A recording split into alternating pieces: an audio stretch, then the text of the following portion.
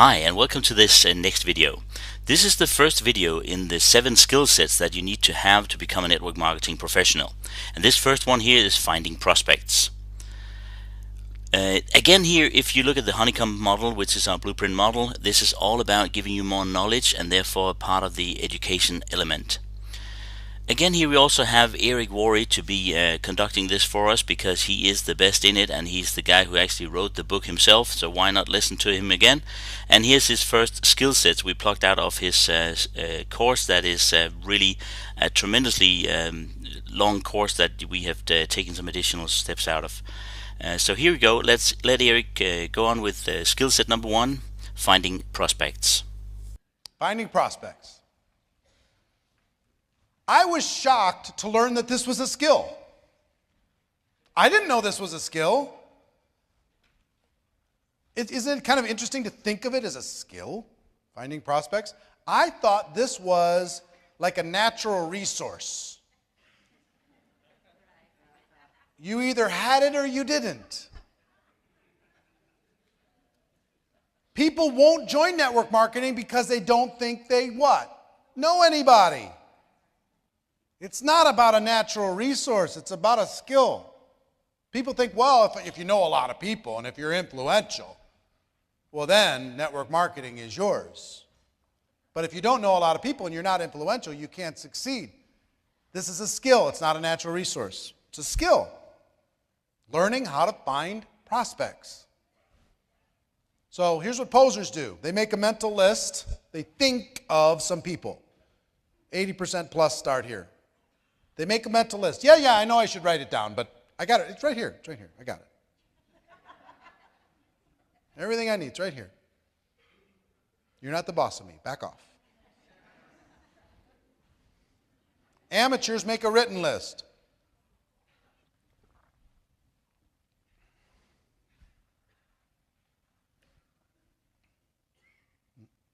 Amateurs make a written list and they immediately start to drain the list. And as the list drains, their anxiety grows. That's what happened to me. I made my list. Took my dad's list, and then I made my list. And I started to drain the list. I've heard that there's 3 pearls out of every 100 oysters. Mine must be at the bottom. And I'm shucking oysters. Nope. No skill. You know, I'm not opening them with an oyster tool, I'm bashing them with a hammer. Smash, smash, smash. Some of them might have an oyster in there, but we'll never know. Smash, smash, smash. Next. I heard the word next at my training. Next.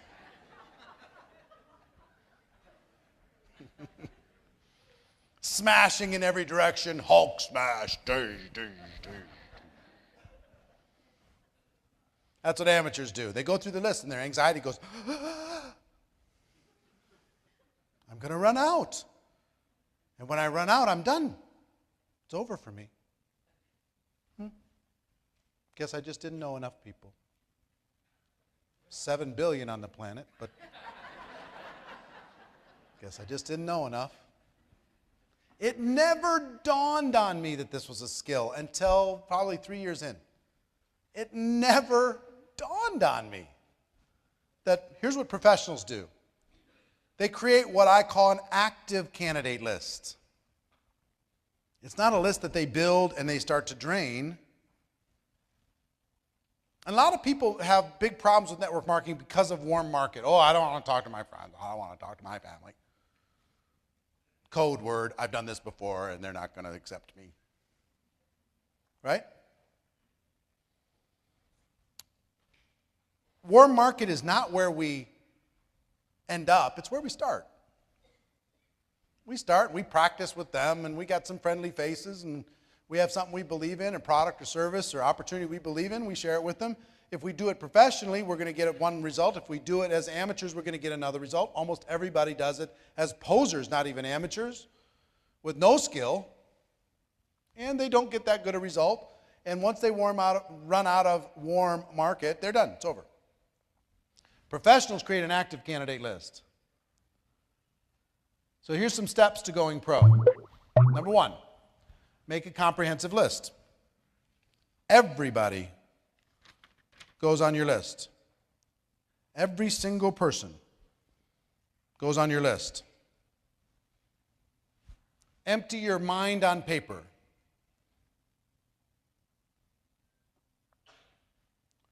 They go find every list they can possibly find.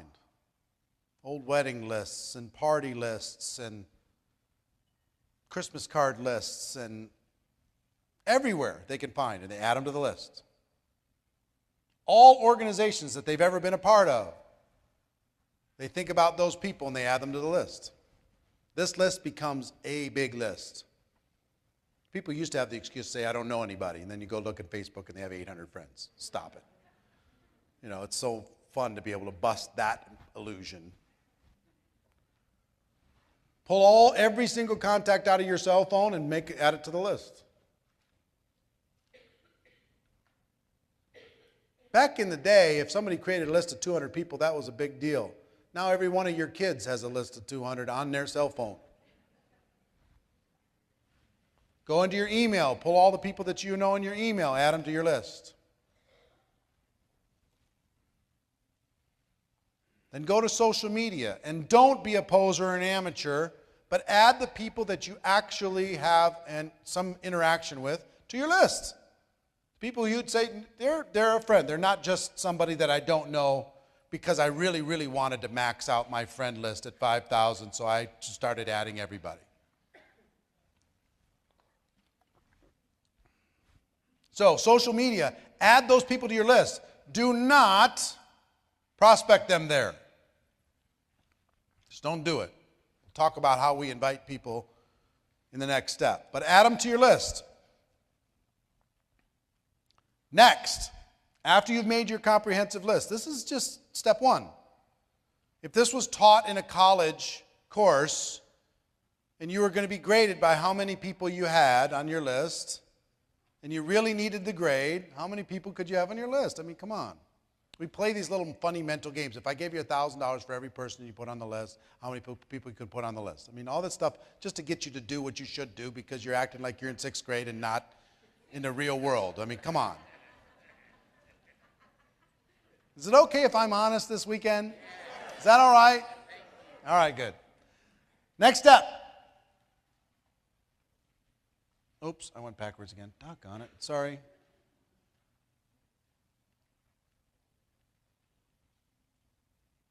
Totally my fault. Next step. The second degree of separation. This is a trick I learned a long time ago. Have you heard about the 6 degrees of separation, that basically you're 6 relationships away from everybody in the world? You know somebody who knows somebody who knows somebody who knows somebody who knows somebody who knows somebody who knows any other person. I don't know if that's actually true. It probably is. I don't know. I don't even know if there's any way to prove it. But here's what I do know. The second degree of separation is true. If you make your list, and now you've got your completed list, and here's the discipline. Look at that list, and if Mike's on the list, say, okay, who does Mike know? And if you can name anybody that Mike knows, that means you know them. See what I'm saying? The second degree of separation. So I go to Janice, I think about Janice, I say, well, who does Janice know? Well, she knows this person, this person, this person. Oh, well, that means I kind of know him too. So it opens up a different part of your brain. The second degree of separation. Look at your list. Think about the people they know. Next is constantly expand your list. Constantly expand it. You're going to make your active candidate list. And if you freak out on a bunch of this, it's in here. You're getting writer's cramp. It's all right here. You find a chapter on this whole thing. Okay? So Gina's in the front row with a highlighter. She's going, okay, highlight. That's a little easier. Okay? But if you want to take your notes, I want you to take notes based upon, I want you to train it. Okay? But it's in there anyway. What the professionals do is they develop the discipline of adding 2 people every day. At least 2 people to their list every day. 2 people a day. 2 a day, 2 a day, 2 a day. And you're already meeting people that could go on your list.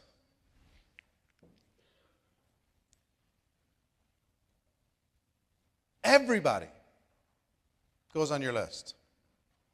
One of the greatest disciplines, Harvey Mackay, the author of Swim with the Sharks Without Being Eaten Alive, he's a good friend of mine. I've done a couple interviews with Harvey. He's the most networked guy I know. He's unbelievable. I'm going to give you a couple secrets of his networking style. One is his dad sat him down at age 19 and said, Harvey, today from now until the day you die, every person you meet, you're going to get their contact information. You're going to make a little note about them, and you're going to find a creative way to stay in touch. Every person you meet, forever. Today his list is about, and these are just organic lists, not Facebook friends, 14,000 people he has contact information from. 14,000.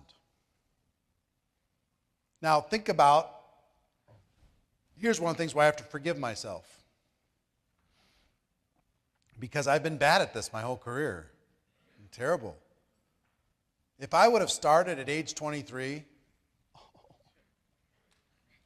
with how many hundreds of thousands of people I've met, people who've moved on, their company blew up, something happened, but if I would have stayed in touch, the opportunities would be, I'd be earning millions a month. Just from the relationships, just with a creative way of staying in touch over the course of 25 years. Here's the good news, you can start right now. You know, if you start right now, this is a core skill. What you have to do is raise your awareness and pay attention. That turns into 600 people a year, 3,000 people in 5 years. Just 2 a day. But does it work? Yes. Staying in touch in a creative way, in a friendly way, not necessarily recruiting them every time you talk to them. Is that creative? Yes. Now I'll tell you the other thing that Harvey does. He is a true networker in the sense that he's a true friend. You know what Harvey tries to do, because he learned, I don't know if he learned this, but he shares this with his buddy Lou Holtz, his best friend. If you meet Lou Holtz or if you meet Harvey Mackay, their entire thought process is, what can I do for you? How can I help? I've got some influence. I got this. I got that. Can I help you? So when we were struggling with some immigration issues with our son, who we finally got approval on, called Harvey and said, Harvey, would you help? Just as, you know, is there anything you can do? Harvey went to work. Harvey called senators. He got government officials on the phone. He called the biggest fundraisers in the state and said, I need your influence. Now, that process wasn't actually even successful because there were some laws involved with the way everything happened. But I'll never forget it. Never forget it. If Harvey wants something from me, he's got it. Done. Wants me to promote his book? Promoted.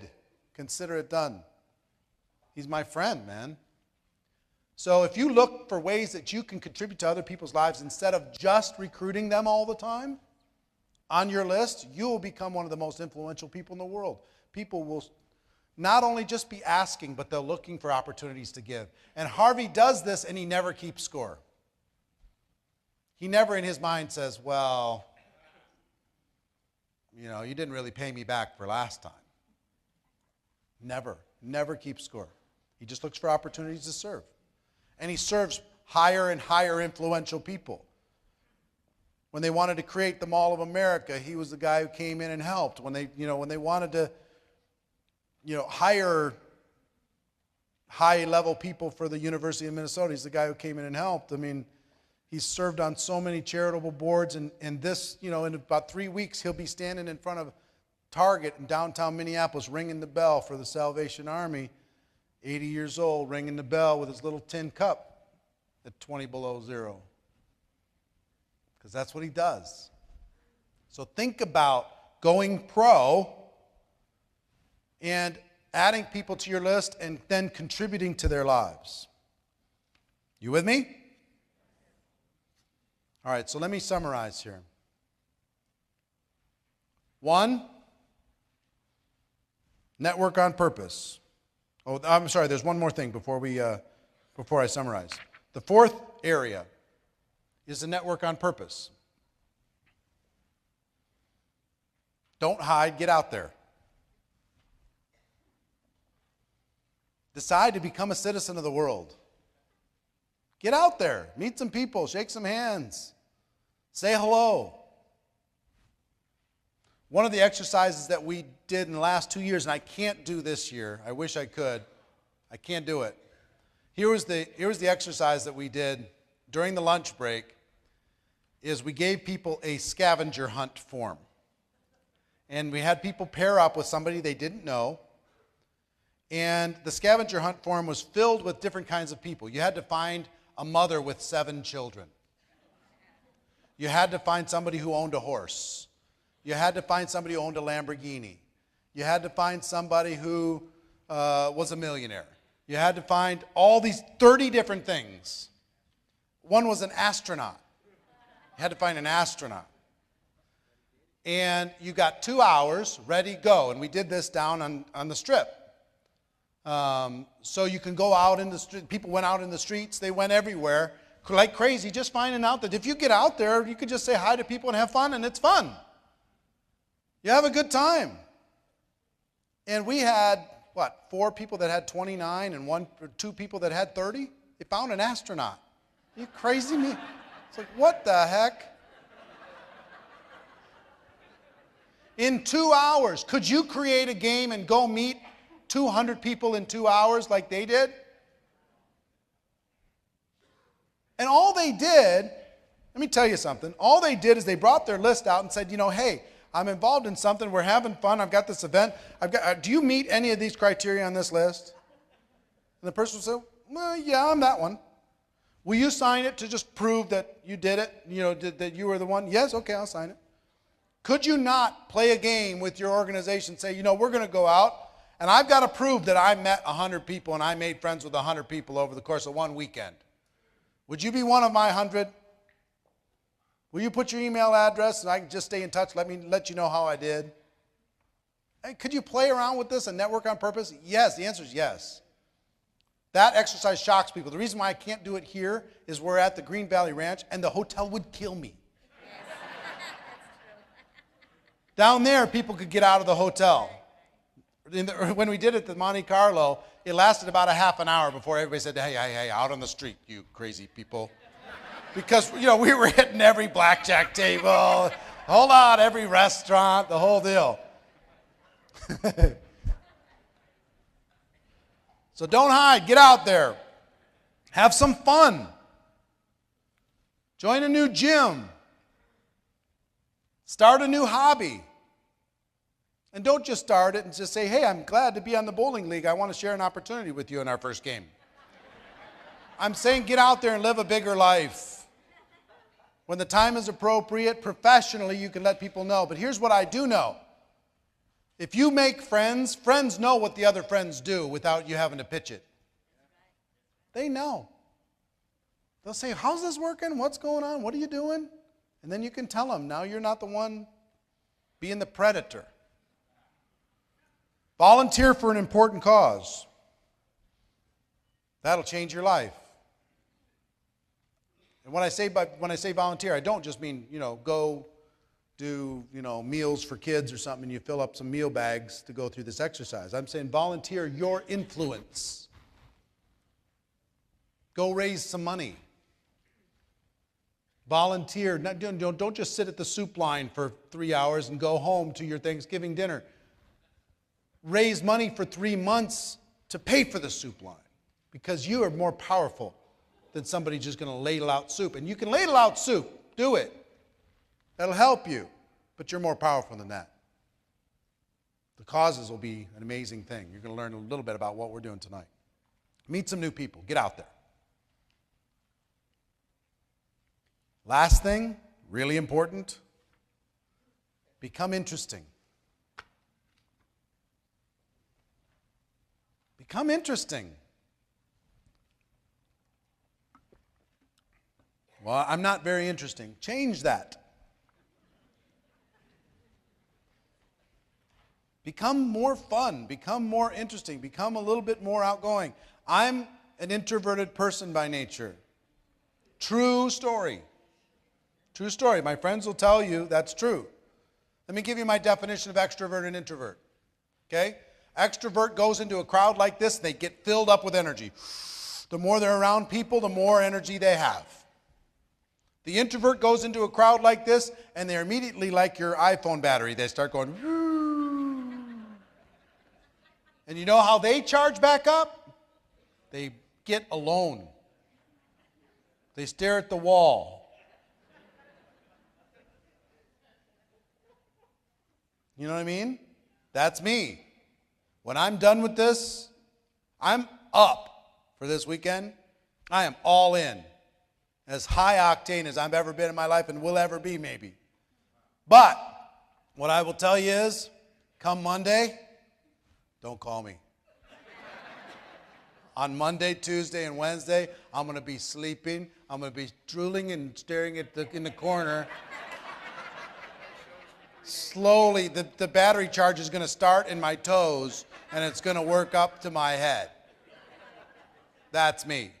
But for this weekend, I can meet everybody. I'm assuming everybody I see in the hall is part of the group, so I'm saying hi and high-fiving. They might not even be part of the group. High five, man. I'm going. We're out there having fun.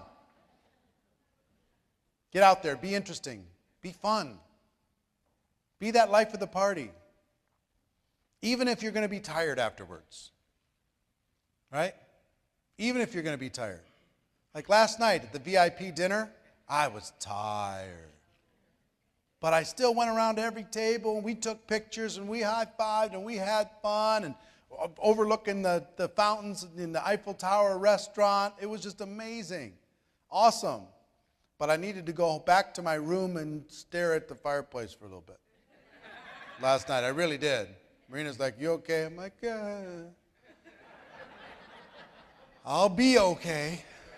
I'll get there, because it was 12 hours. 6 hours on Wednesday, 6 hours on Thursday, plus 3 hours last night. Battery was a little empty, but now I'm good, Good to go. So become interesting, become fun. Go get out there. Now, so 1, you're going to make a comprehensive list. 2, the second degree of separation. 3, constantly expand your list. And 4, network on purpose. Network on purpose. Got it? This is a skill. And we'll know if you're serious about this skill, if by the end of this weekend your comprehensive list has been reborn.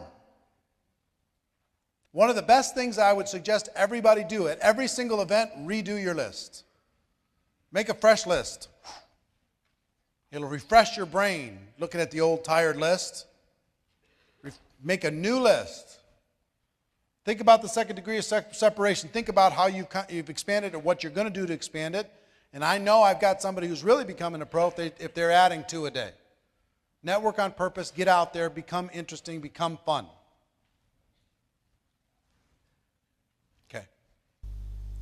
That was actually the first set of the 7 skill sets that you need to do to become a network marketing professional.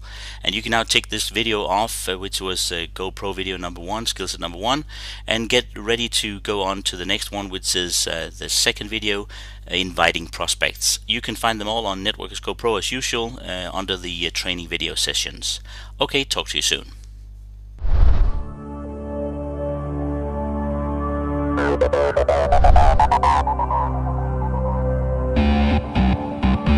Thank you.